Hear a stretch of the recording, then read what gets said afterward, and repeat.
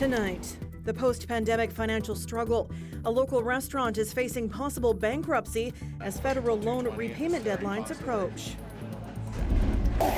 Also, a Regina woman with approved emotional support hens continues to lobby the city for a pilot project on backyard chickens. Plus, sunscreen instead of ski pants? What El Niño could mean for the upcoming Prairie winter. This is CBC Saskatchewan News.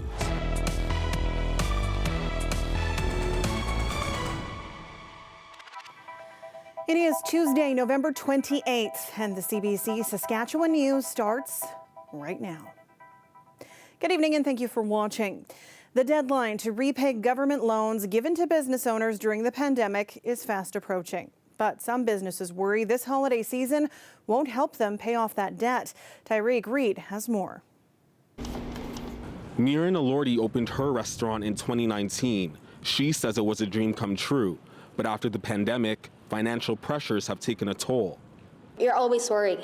You're always worried every month. Like, oh, will I be able to pay all of this? How can I survive this month? Winter is coming. January, February is coming. 50% down again. Where can I get money to pay all my bills? So we always worry.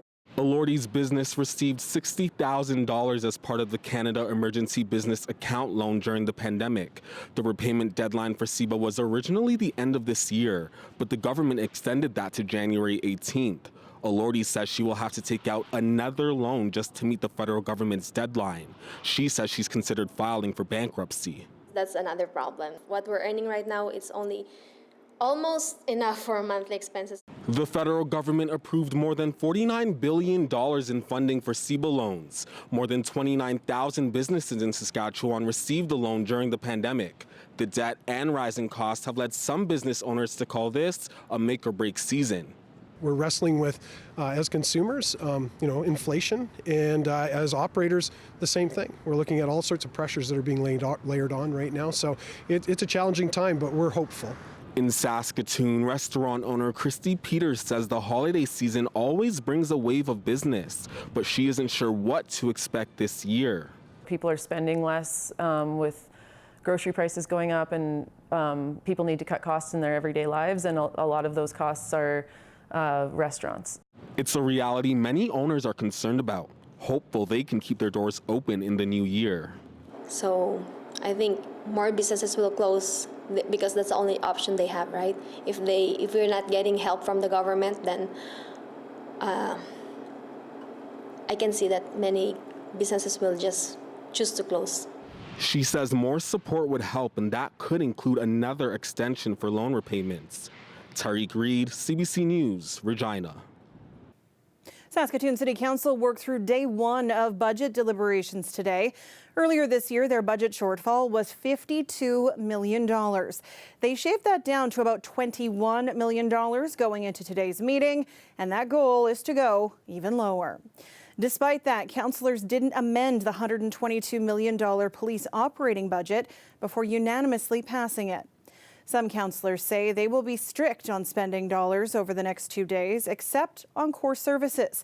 Councillors passed it after hearing from several organizations asking for money.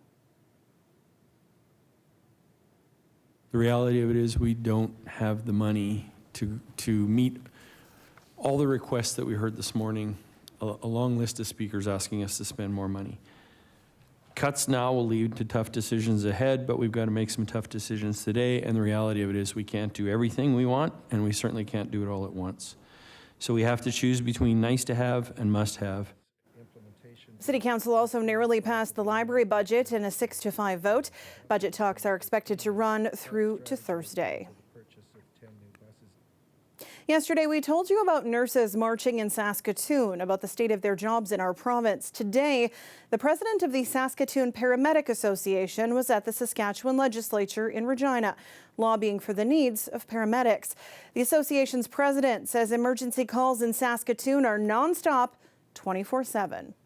So there are times that obviously we get some time at bases and the calls, the phone isn't ringing, but just this weekend when I was working, we're 6, 7, 8 calls waiting in the queue while we're also sitting in the hospital for 3, 4, 5, 6, 7 hours. In my 36 hours working this weekend alone, I personally was looking after patients for about 27 of those hours in the hallway. You hear numbers coming out of Regina about 3, 4 hour patient delays in hallways. Saskatoon, we've been up into 26 hours for patients waiting to get placement in an ER bed. So you hear what's happening in Regina. It's a reflection of what's happening in Saskatoon, but I will honestly say that we have it much worse up in Saskatoon. So then you take that to rural settings where they have limited resources, calls waiting, but only 1 ambulance, 2 ambulances. Now you're pulling ambulances from other communities. In Saskatoon, I never thought I would see it, but we are pulling resources from other services to come in and assist us. And that's just a product of the system we have right now. New urgent care centers under construction in Regina and Saskatoon are supposed to help take the pressure off emergency rooms and in turn help out those tied up paramedics. In Regina, the new center on Albert Street is 85% complete. All the big pieces are done, including the complete infrastructure, electrical, plumbing, heating, ventilation, and air conditioning. The parking lot and signage are also ready to go. The center is meant for illnesses and injuries that are not immediately life-threatening. Premier Scott Moe says this center will also be part of the government's refocused plan to help people recover from mental illness and addictions. Focusing it around a recovery aspect or ROSC, recovery-oriented system of care. 2 is expanding that capacity of which we've been doing, and then 3 is centralizing that intake and really meeting people where they're at. And this investment, aside of the urgent care portion of this investment, which is very, very important, the investment on the mental health and addiction side, and that single point of care and meeting people where they are and providing that opportunity for entry into those supports, I think is new, it is innovative, and as Andrew and I were speaking earlier, we're not aware of anywhere else in Canada that is venturing into this space. And I think with all of the discussions around changing how we deliver healthcare, this is that discussion in action.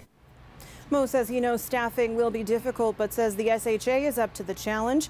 He says 870 new nursing grads have been hired this year, and more than 400 job offers have been made to healthcare professionals from the Philippines.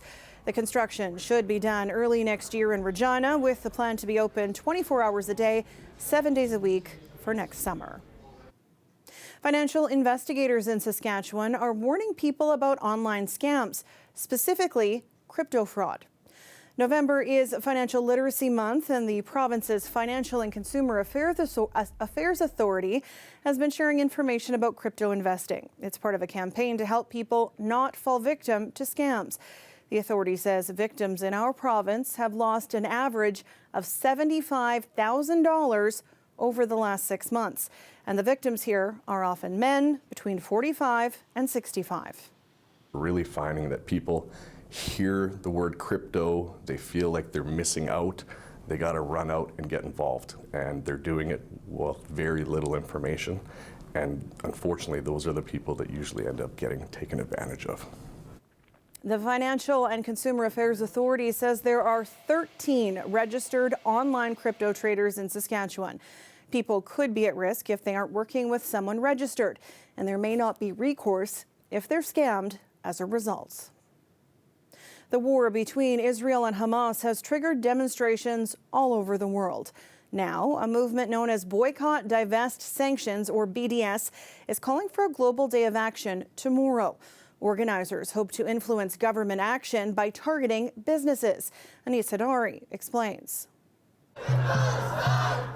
Protesters have been targeting businesses in North America, trying to put financial, economic, or political pressure on institutions here to influence the situation in the Middle East and the fight between Israel and Hamas. Take Scotiabank, where protesters are challenging investments in an Israeli weapons company. It's part of what activists call the BDS movement. Boycott, divest, and sanction companies that are tied to Israel's actions in the West Bank or Gaza. The idea is that the financial consequences from companies pulling out of those areas could influence Israeli policy. You're putting pressure on companies that they just want to make money, and yet they are being, protested for their partnership, for their complicity in what the Israeli government is doing. It's a tactic used against other countries in the past, for example, South Africa in the late 20th century. And while pro-Palestinian groups don't agree, others call these protests anti-Semitic and say they're targeting Jewish-owned businesses. If somebody wants to protest the Israeli government, there are Israeli government representatives in Canada at an embassy and at consulates that are the address for protest. Regardless, some research has shown that these boycott campaigns may not work as intended. Activists do have obviously lists of companies that you should boycott. I think that is part of the intention to change the behavior of consumers.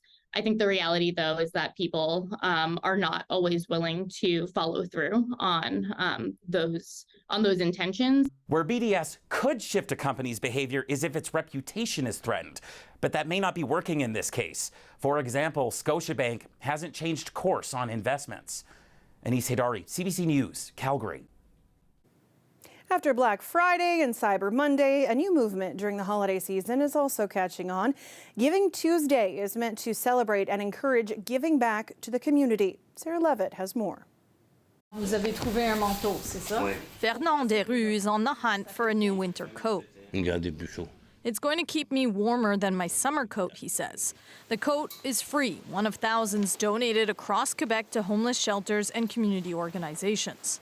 There's a massive outpouring of generosity, which is, I think, because of inflation, because of the housing crisis, because of the refugee crisis, people are seeing more suffering. They're more aware, they're more informed, and that's leading to generosity.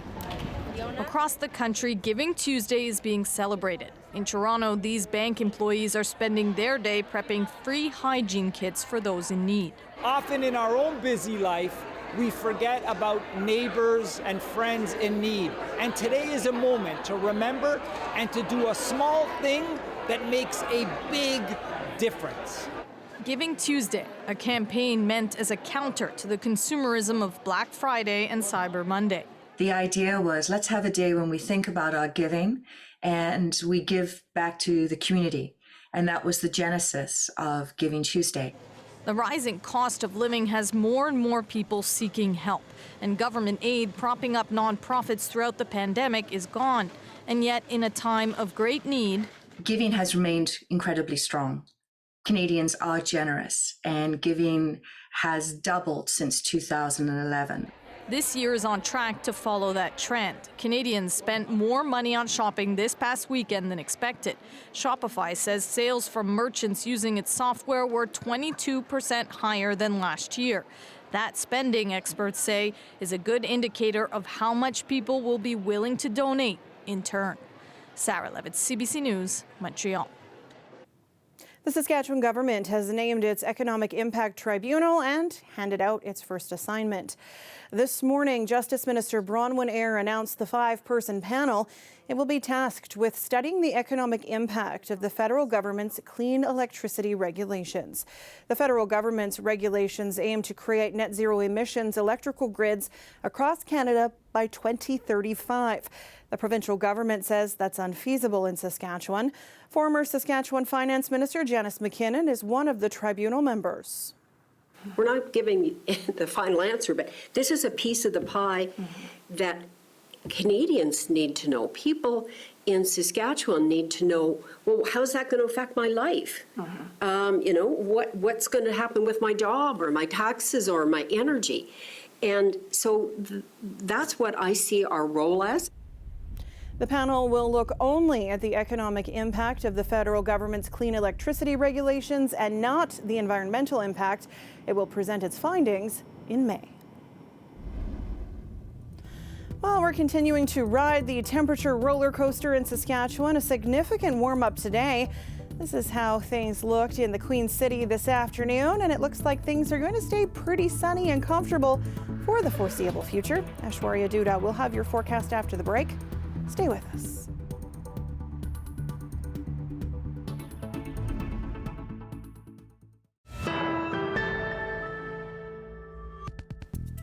We've heard the term above seasonal when we've talked about the weather a lot this fall. Many parts of our province haven't seen snow yet, or the little they've had is melted away. As our weather specialist Ethan Williams explains, there's likely a reason this is all happening, and it might continue into winter too. Winter boots haven't gotten much of a workout this year. And who needs a jacket when you can wear t-shirts in this weather? Well, thanks to El Nino, this balmy, dry fall that we've been having might just continue into winter. El Nino is the warming of Pacific Ocean waters off the coast of South America. It pushes our jet stream to the north of us, and that makes warm air also surge northward, typically giving us warmer and drier than normal winters.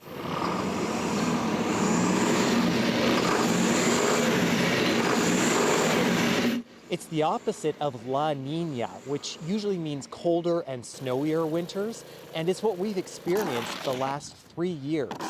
Some climate agencies are comparing this El Nino to past stronger El Niños, which could mean even warmer and drier weather. But that's not always the case. You could have a relatively weak El Nino that has relatively strong impact, or you could have a very strong event that has relatively modest impacts. The last strong El Nino in 2015 did make Saskatchewan much warmer than normal, and it left us pretty dry by the end of the winter too. But the timing of this event could make things more challenging for farmers and others who rely on that excess winter moisture. We had a dry winter last winter, we had a dry spring, we had a dry summer. The whole summer, most of Western Canada was on fire. We went through a dry fall, so coming into another dry winter could be really, really problematic. Now, don't expect to get through the winter totally unscathed. Lang says that frigid temperatures and snowstorms are still possible, so enjoy the warmer weather while it lasts. The weather update is brought to you by Capital GMC Buick Cadillac. 2023 model clearout is on now.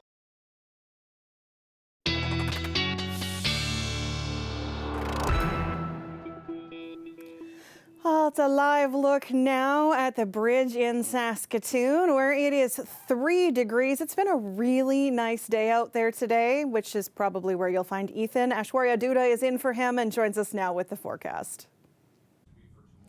Beautiful day across the province, above normal temperatures. We'll see if that trend continues, but first, let's take a look at the current conditions.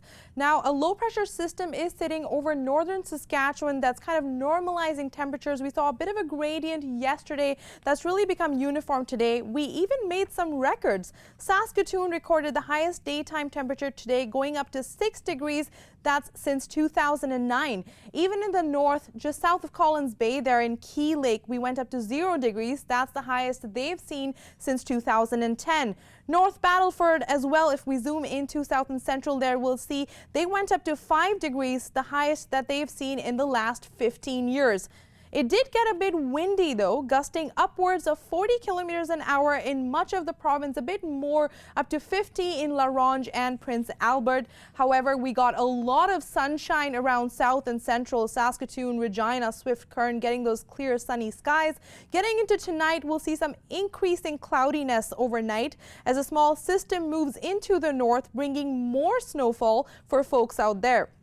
That snowfall subsides and will be left behind with some flurries here and there, but those clouds sticking around for the rest of the week, really hovering over most of the province by Friday. Now, still seeing most of that accumulating snowfall in the north, between 2 to 4 centimeters expected to accumulate by the end of the week.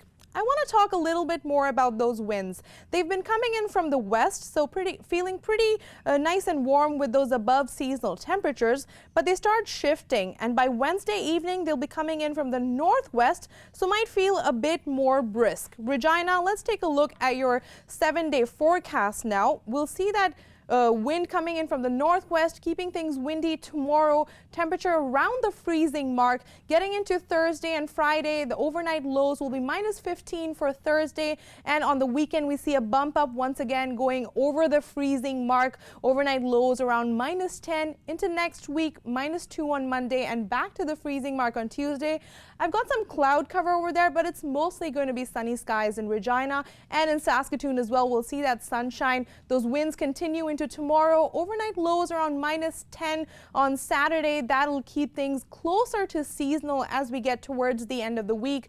Into next week, light wind conditions on Tuesday, a low of -2. So Sam, things warming up here and there, and then we get a bit of a taste of winter. So the weather's acting kind of confused, but I can't complain.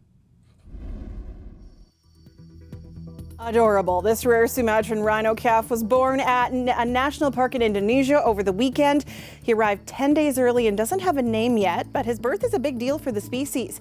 Fewer than 80 of his kind are believed to survive, and 10 of them live at the sanctuary in the park. His mom, Delilah, was also born there. We'll be back after the break.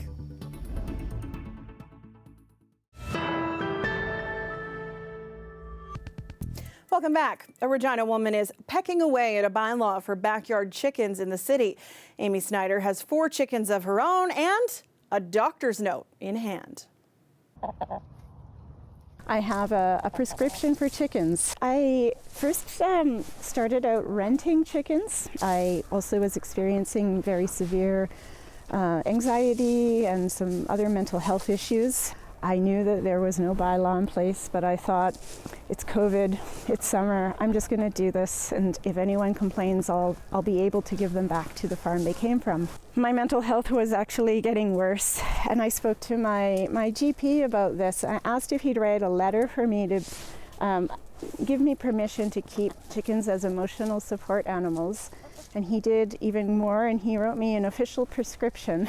I actually built a coop inside of my double garage because it's an insulated space. In this area, in here, is where the coop is, so come on in.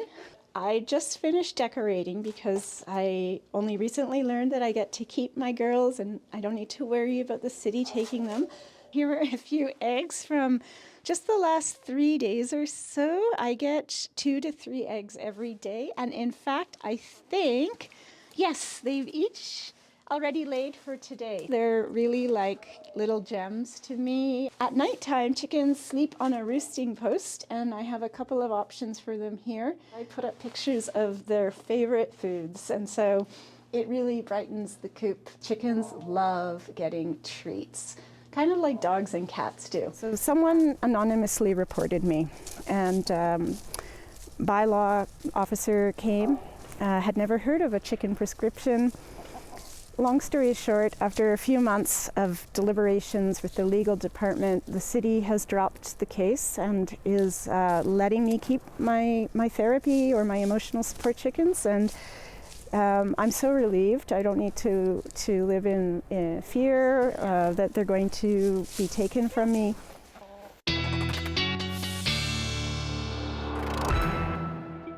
Clear skies in Regina tonight. Temperature will be around -4 at midnight. Mostly clear. Getting into tomorrow, that temperature will remain at -4. The winds staying light as that cloud cover starts developing.